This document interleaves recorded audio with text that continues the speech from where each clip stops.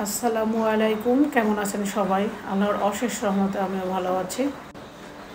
গ্রামের গাছের কচি কচি দুন্দুল বা জিয়া বলে, সেটার সহজ রেসিপি তুলে ধরব। একদম নানি দাদি মায়ের হাতের রেসিপিতে আজকে রেসিপিটি করে দেখাবো। তো প্রথমে আমি এখানে 4টা দুন্দুল নিয়েছি। এগুলো আমি একটি পটেটো পিলার দিয়ে খুব ভালোভাবে উপরের স্কিনটাকে ফেলে দিব। তো দেখতে পাচ্ছেন আমি উপরের স্কিনটা ফেলে দিচ্ছি। তো প্রথমে আমি অনুরোধ করব, যারা আমার ভিডিওটি দেখা শুরু করেছেন একটি লাইক দিতে ভুলে গিয়েছেন, প্লিজ একটি লাইক দিয়ে সম্পূর্ণ ভিডিওটি দেখার জন্য অনুরোধ করছি। তো এখানে আমি সবগুলো দুন্দুল খুব ভালোভাবে উপরে স্কিনটাকে ফেলে নিয়েছি। এখন আমি ফ্রেশ পানি দিয়ে এগুলো ধুয়ে নিব।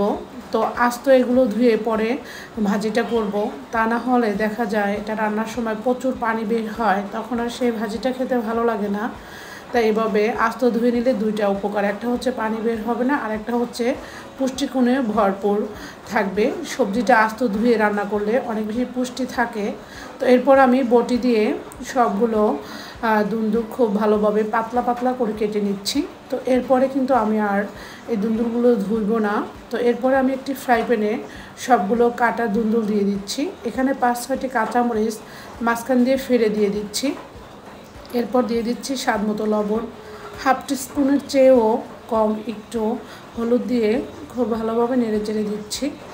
তো যারা এই পর্যন্ত আমার ভিডিওটি দেখছেন এবং যারা নতুন এসেছেন, যদি আমার ভিডিওর কোনো অংশ আপনাদের কাছে একটু হলেও ভালো লেগে যায়, প্লিজ লাইক সাবস্ক্রাইব করে পাশেই থেকে যেতে পারেন। ইনশাআল্লাহ আমিও সবার বাসায় ঘুরে আসব। তো এরপরে আমি হাই হিটে দুন্দুলটাকে খুব ভালোভাবে সেদ্ধ করে নিয়েছি।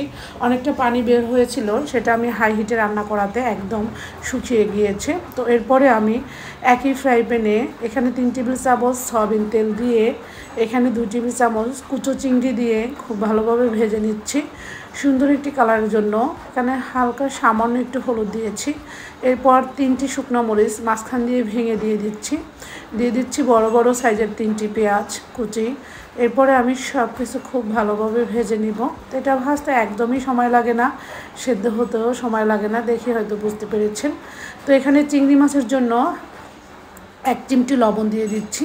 দিয়ে এখন আমি সব কিছু একদম গোল্ডেন ব্রাউন কালার করে ভেজে নিয়েছি। এরপরে আমি আগে থেকে সেদ্ধ করা দুন্দুলটা ছিল না, সেগুলো সব দিয়ে দিচ্ছি।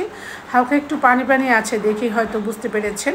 তো এটাও আমি হাই হিটে এখন রান্না করে একদম শুকিয়ে নিব। দুন্দুলটা একদম ভাজা ভাজা করে ফেলবো। বাঁচতে বাঁচতে একটা পর্যায়ে দেখা যাবে তেলটা ছেড়ে দিয়েছে এবং দুন্দুলের গায়ের পুরো পানিটা শুকিয়ে গিয়েছে। ওই পর্যায়ে আমি এখানে হাফ চা চামচ ভাজা জিরার গুঁড়া দিয়ে দিয়েছি। চাইলে ধনিয়া পাতাও দিতে পারেন, তো আমার হাতের কাছে ছিল না, তাই আমি জিরার গুঁড়া দিয়েছি। এখন আমি 1 মিনিট নেড়ে চেড়ে জিরার গুঁড়াটা সবজির সাথে খুব ভালোভাবে মিশিয়ে নিয়েই গরম গরম সার্ভ করব। আশা করি আমার সহজ এবং মজার এই দুন্দুল ভাজির রেসিপিটি আপনাদের কাছে অনেক বেশি ভালো লেগেছে। তো ভালো লেগে থাকলে প্লিজ লাইক সাবস্ক্রাইব করে পাশেই থেকে যাবেন। তো গরম গরম আমি সার্ভ করে নিচ্ছি। আশা করি রেসিপি ভালো লেগেছে। রেসিপি সম্পর্কে আপনাদের যদি কোনো প্রশ্ন থাকে অবশ্যই কমেন্ট করে জানাতে ভুলবেন না। তাহলে বিদায় নিচ্ছি। আল্লাহ হাফেজ।